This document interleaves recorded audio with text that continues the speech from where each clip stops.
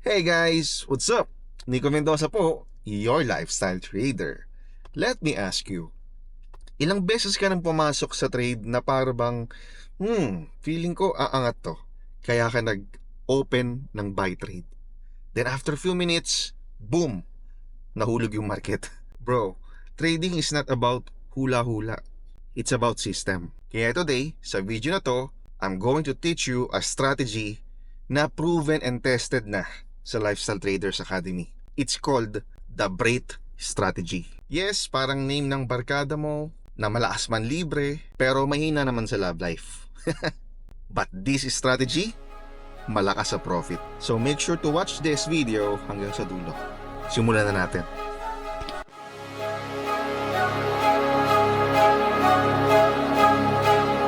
Are you guys excited?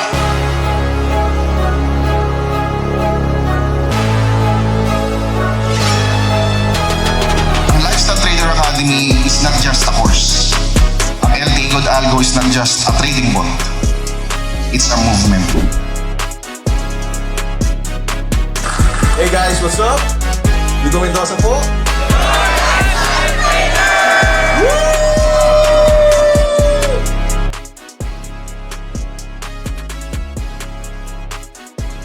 Alright, so ngayon, isa-isahin natin ang Brait formula.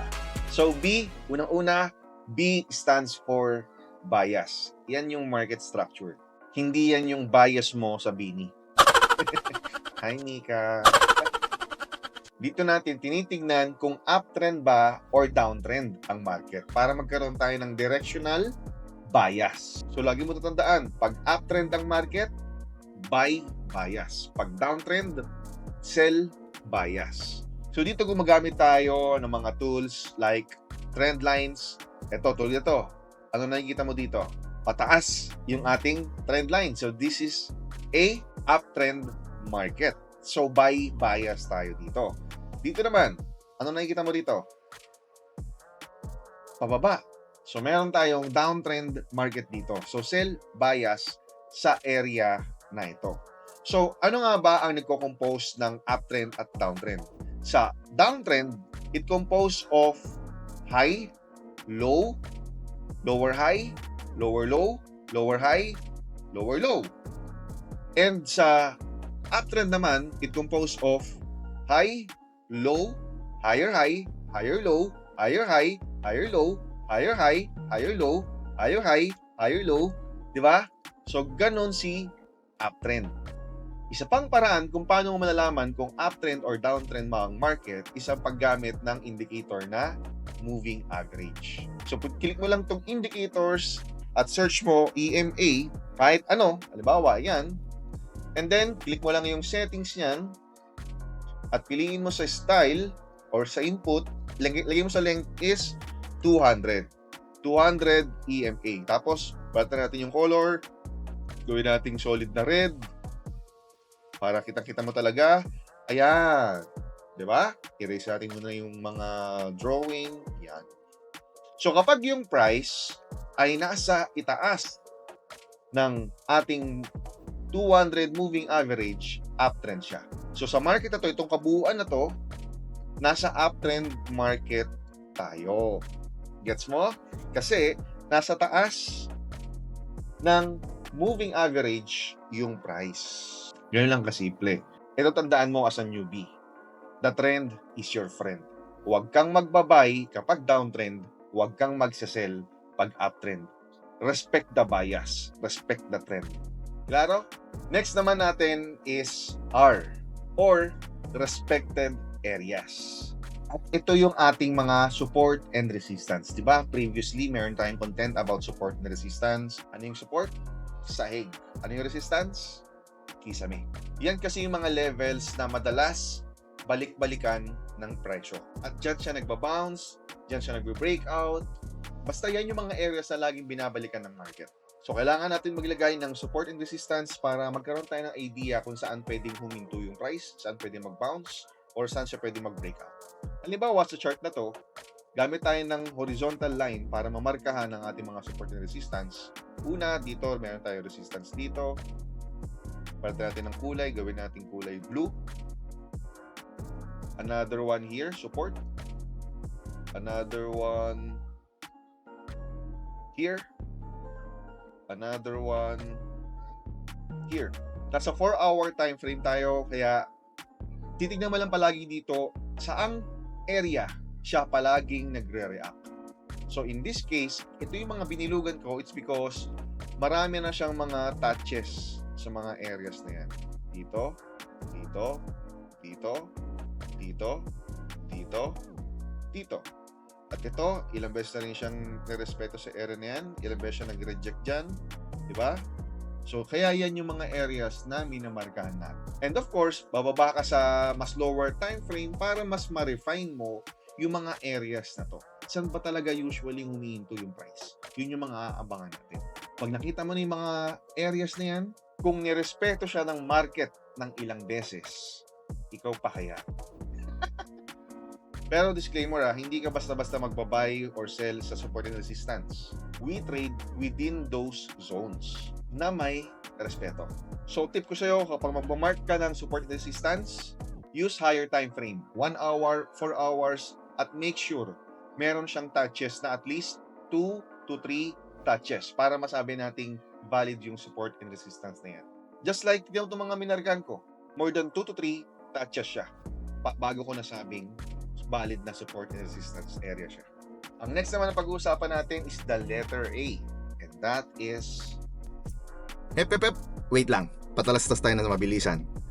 Ina-analyze ko yung numbers ko dito sa YouTube. Marami namang nanonood, maraming viewers, pero ayon sa data na binibigay sa akin ng YouTube, 50% ng viewers ko ay hindi pa nakasubscribe. Ba't naman ganon? Kung natututo ka, kung nagugustuhan mo yung value na binibigay ko sa'yo, guys, you can help me by subscribing to this channel. Okay? In that way, mas lalo tayong motivate, lalo tayong gaganahan, lalo tayong makakapag-isip ng mga magagandang content para mas makatulong pa sa inyo. So, do it now, subscribe, and also like this video. So tara, balik na tayo sa topic natin. Ang next naman na pag-uusapan natin is the letter A, and that is additional confluence. Ito na yung mga extra signs na magpapatibay ng desisyon mo. So dito tayo ngayon pwedeng gumamit ng mga indicators na pwedeng makadagdag sa analysis natin, makapagdagdag ng conviction kung bakit tayo mag-e-enter ng trade. So ako personally, ang madalas kong gamitin na indicators ay RSI at moving average. At dagdag sa confluence din yung mga chart patterns like head and shoulders, double top, double bottom. Ayan, pwede rin gawa tayo ng panibagong content din about mga chart patterns. No? But for now, puta muna tayo sa madalas kong gamitin na additional confluence, which is RSI and moving average. So dito sa indicators, click mo lang yan and then search mo lang RSI. Then relative strength index yan. Dito, ang pinapakita ng RSI is yung momentum ng price. Pag pataas ang ating RSI above 50 level, ibig sabihin, strong upside ang momentum ng ating market. Kapag below 50 naman si RSI, ibig sabihin, weak na ang momentum ng ating market. So, RSI din ang ginagamit ko para ma-detect ang mga divergence. Divergence, ito yung mga signs na pwede na magpalit ng trend yung market. So, pag-usapan din natin yung divergence sa ibang content. Another indicator na ginagamit ko is moving average. So, sa indicators, piliin mo lang EMA. Ginagamit natin ang moving average para masabi natin yung direction ng market. So, usually, yung mga linya na yan, dyan din nire-respeto, dyan din nagre-react yung market. So, kapag nirespeto niya or na-reject siya sa ating moving average, tapos naka-align din sa RSI, tapos naka-align din sa ating bias, mas lumalakas ngayon yung ating analysis, whether it is a buy or sell. So, mas maraming confluence na meron ka, mas mataas yung confidence na maramdaman mo sa trade mo. Ideally, 2 to 3 confluence, goods na yun. Ang next naman na pag-usapan natin is the letter T, which is trigger. Ito na yung entry. Mag-i-enter na tayo ng trade. So, papasok lang tayo ng trade, mag-i-enter lang tayo ng trade pag meron tayo nakitang candlestick confirmation. Hindi yung feeling ko aakyat to, tsaka magbaba. Yung feeling ko bababa to, tsaka mag-sell. Hindi ganun. So, ako personally, yung palagi kong ginagamit ng mga candlestick pattern para mag-i-enter ako ng trade, engulfing candle, pin bar, at ang 3-line strike. So yan yung itsura ng ating engulfing.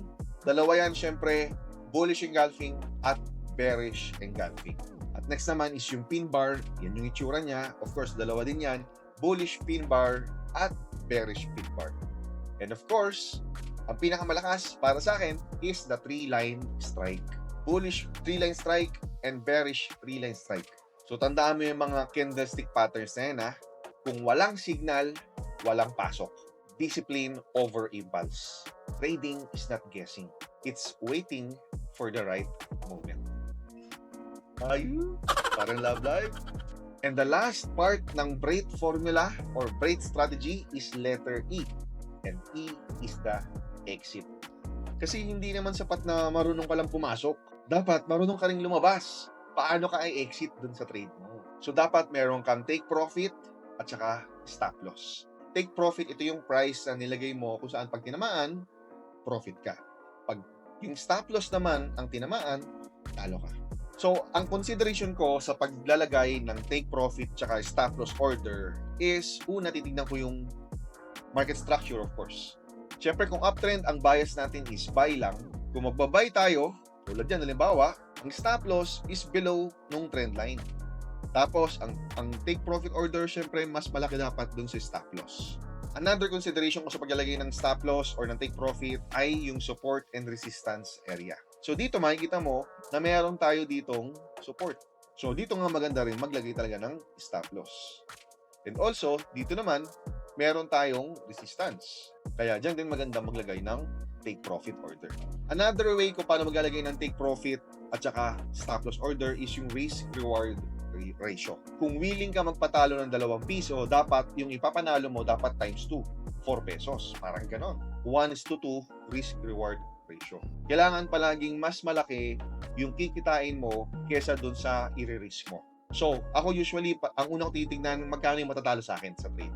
Para alam ko kung magkano yung tatargetin ko. Huwag ka lang mag-focus dun sa profit. Kailangan alam mo rin sa sarili mo kung magkano yung matatalo sa'yo if ever na sumablay yung trade mo. Halimbawa sa pips, if you are going to risk 30 pips, dapat yung target mo is 60 pips. Doble nung risk mo. And speaking of risk, napaka-importante ng risk management sa pag-trade. That's why, sa inyong lahat na nanonood, lalo na sa mga beginners, isi-share ko sa inyo yung tool na nakatulong sa risk management ko. Uy, so meron ka ng trading strategy. Marunong ka nang mag-enter ng trade. Ang problema is hindi mo alam kung paano mo i-manage ng maayos yung risk management mo. Simply because hindi mo alam kung ano yung tamang lot size na i-open mo sa bawat trade na gagawin mo. As a beginner, I feel you. Isa yan sa struggle ko nang nagsisimula ako. That's why, napaka-importante na meron kang mga tools gaya ng Stino na siya nang bahalang mag-guide sa'yo at sabihin sa'yo kung ano yung lot size na dapat mong gamitin based sa trading capital at sa risk na kaya mo. So, I'm using Stino para i-calculate niya yung lot size na gagamitin ko sa trade na gagawin ko based sa capital na meron ako. Napakadaling gamitin ng app na to. Ilalagay mo lang dito kung magkano yung capital mo. Halimbawa, $10,500 at ilalagay mo naman kung ilang percentage ng capital mo yung willing kang i-risk lang. Halimbawa, 5%.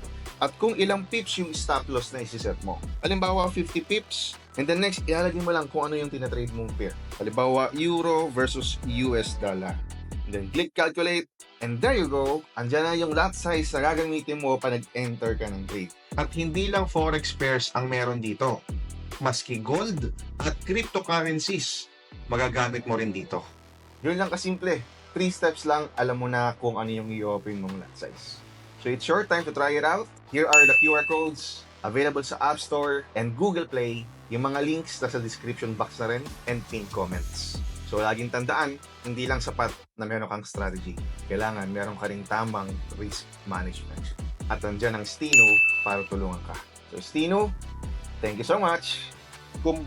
So ngayon papakita ko naman sa iyo kung paano natin gagawin sa totoong chart yung ating Brait strategy.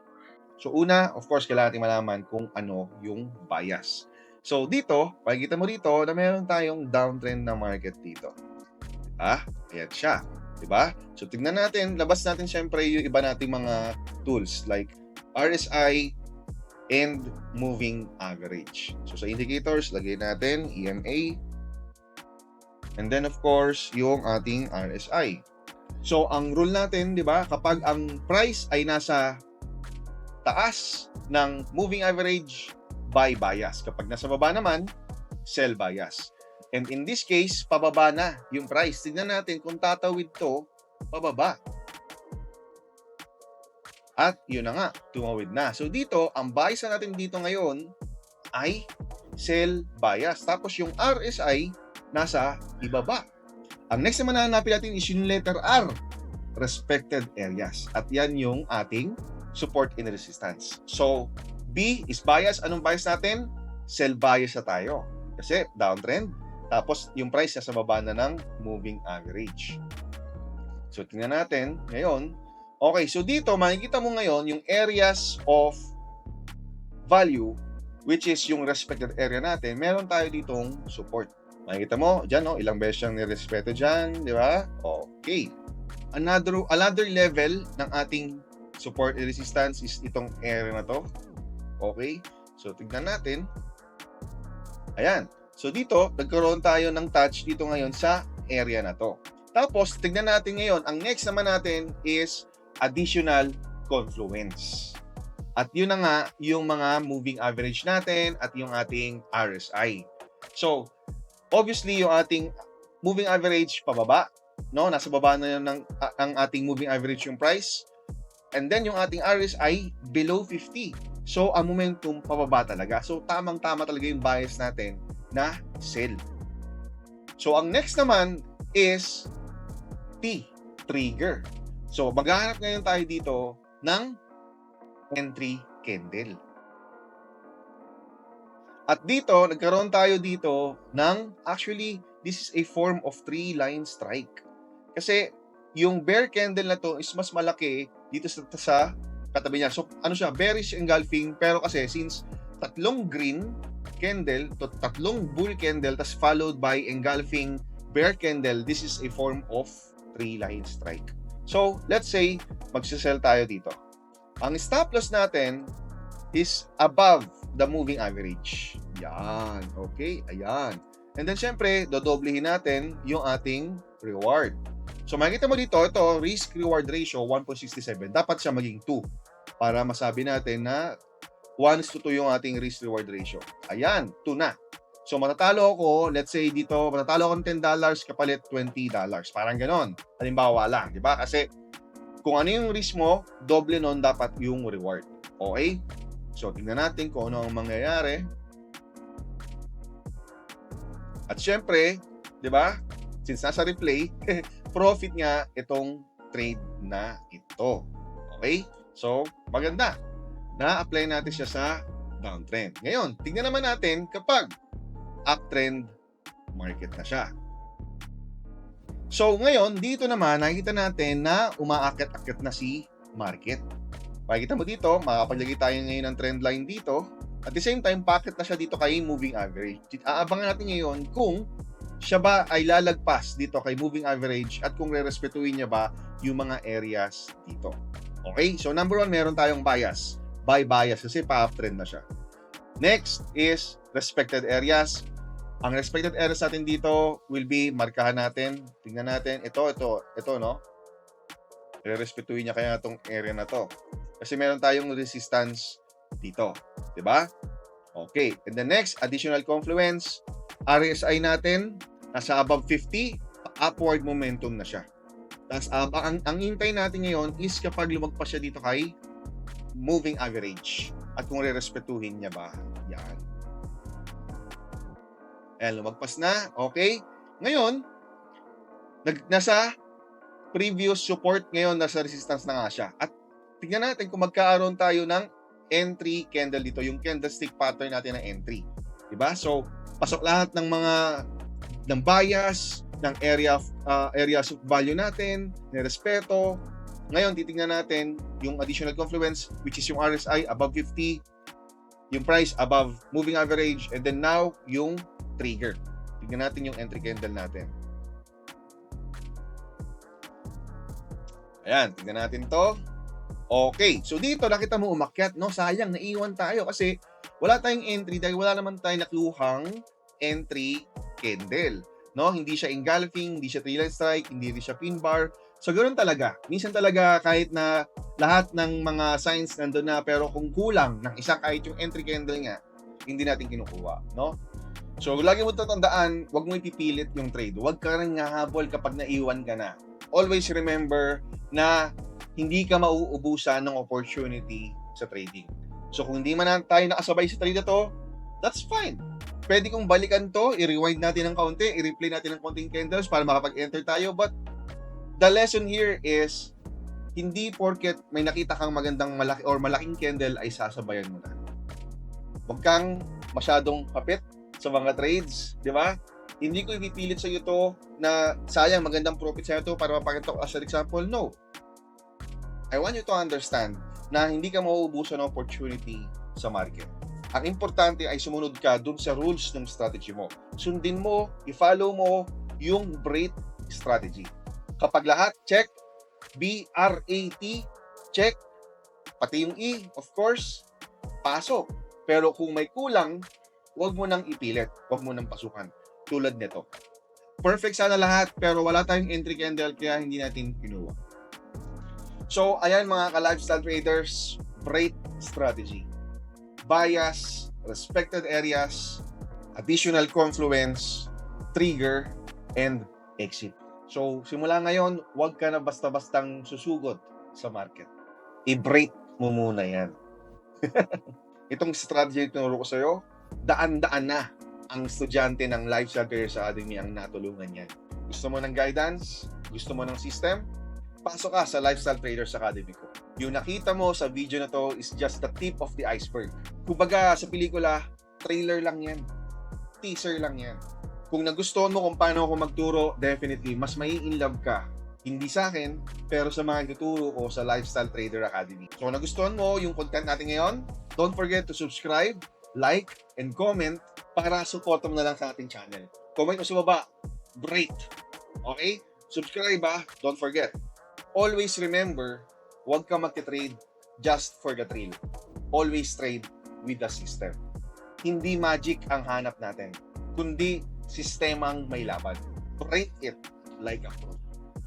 See you in the next video, guys. Ciao!